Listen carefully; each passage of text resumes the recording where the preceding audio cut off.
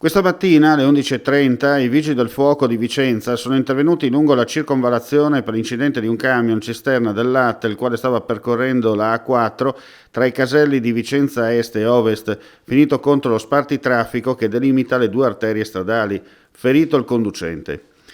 Gli stessi vigili del fuoco, arrivati con il personale di prima partenza, hanno messo in sicurezza il mezzo cisterna che viaggiava a vuoto, mentre l'autista è stato assistito dal personale sanitario del SUEM, intervenuto con un'ambulanza. Sul posto anche la Polstrada per la regolazione del traffico e rilievi di legge, al fine di determinare l'esatta dinamica del sinistro, oltre al personale ausiliario della A4.